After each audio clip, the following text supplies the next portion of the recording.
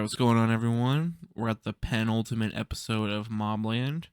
Like I said before, I think this is one of the best shows on streaming that I've been watching. I haven't watched the Apple TV shows yet. I'm going to get to that and probably do some reviews on those. But right now, this is the show I've been enjoying the most. I did like the new Last of Us season. I know a lot of people didn't, but I think I just enjoyed this the most. I'm curious to see how they wrap this up next week and how they get a season 2 going. Like, there are some plot lines, like Bella's plot line. I don't really talk about her much because I'm just confused as like what she's doing exactly, and what her role is. I feel like she's setting something up for the next season. And I even tried looking it up, and other people online are also confused as to like what she's doing. So I'm just like, okay, I'm not the only one who's confused. We have a big change this episode. Conrad finally calls out Maeve because in the beginning he wakes Eddie up and he's like, "We have to talk," and you don't really find out like what he asked him until the end of the episode when they're having dinner with Alice. She does survive, if you were wondering, and it did seem like maybe he was inviting her over to take her out. It really was just to like see who she was and then maybe take her out after that.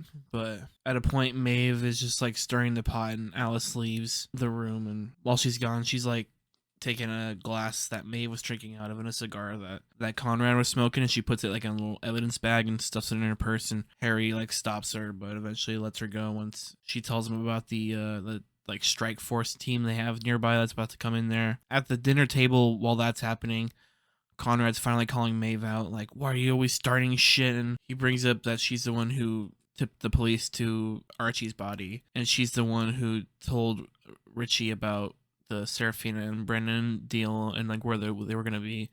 And she even like says to Serafina, like, "Yeah, you were the one who was supposed to die, not Brendan." Maeve and Conrad are eventually like holding each other at like knife point. Like Conrad has a knife and Maeve like smashes this bottle of wine that Alice brought, and she's like holding it against him. But then that's when the strike team shows up, and even though they were just fighting, Conrad was like, "Let's just pretend to sit down and be a family and eat this meal." And they're just sitting there eating, and then the team comes in and they arrest Conrad and Maeve. They're like singing to each other when they're like getting put into separate cars and stuff. And I was like, "What the hell is going on?" I was like, they were just fighting, and he was just confronting her. And now they're like singing to each other. I don't know if like that's just because they actually do love each other, or if it was just like a weird show they were putting on. I don't know what that would have done for them, but like another thing that was kind of surprising this episode was I felt a little bit bad for Eddie when he was at the dog kennels, like talking to the dogs, like asking if like they're any better off than he is or whatnot. And he is an asshole and he is a murderer, but he is still a victim in all this, and like Maeve's whole plan, because she's the one who basically started this whole thing in the first place. I think the weight of everything is coming down on him now, and he's realizing that. So we'll see if he, makes it out of this season. If he bites it, maybe he'll do some kind of redemption, but we'll see. And then Maeve also tries to threaten Gina. She's like, She's like, "We have cameras in the horse stables, and I've seen you and Eddie when y'all come out here, and I've seen what y'all do, and I've seen everything." And she basically is just telling Gina to stay away from Eddie, and she's like, "Oh, if you talk about him, I'll cut your tongue out. If you look at him, I'll eat your eyeballs." I'm like, "All right, you're just copying Conrad." But also I was thinking maybe he told that story about how he ate that person's eyeballs, but maybe what if Maeve did that and he took her story? I don't know.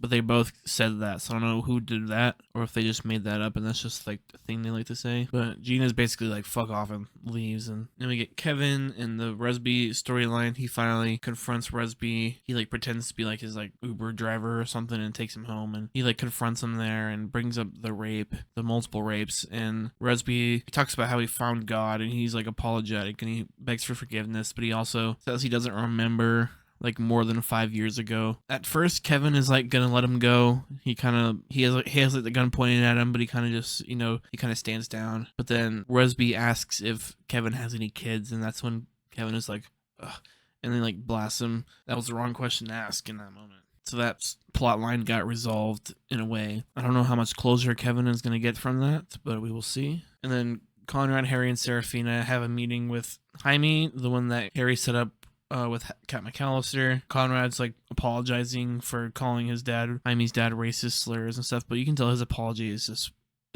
full of shit. He's just basically bragging. Jaime only talks to Harry in this scene. He won't even talk to Harry, and he's like, "Just because I didn't kill Serafina, that was a favor for Cat, not you," which I'm sure Harry already knew that. Serafina basically tells him the deal that that she told him before they killed Brendan about the double money for fentanyl, but she says no to the extra 5 million for them to be alive because of course Brendan got chopped up. And Jaime says to Harry, he tells Harry to tell Connor that he'll think about it, and he leaves. We also find out who the rat is. I don't know if this is who Freddy said was involved in the fentanyl trade. I don't know if this is the same name that got him thrown off the roof of the parking garage. We find out the rat is the family lawyer because Jaime calls Harry and tells him that he'll accept a deal if he takes care of the rat problem. And then he calls the family lawyer and sets up a meeting. I don't know if the lawyer is the rat or if he's got to set something up that involves him killing one of the Harrigans if he were to kill Maeve or something, but I don't think he's gonna do that. I think the lawyer's probably the one. That's probably the safest one. That could be the rat, the one you could take out and not really lose much. But yeah, for a penultimate episode, like when you think about like HBO's penultimate episodes, it's just like best episode of the season, just like crazy, just whatever.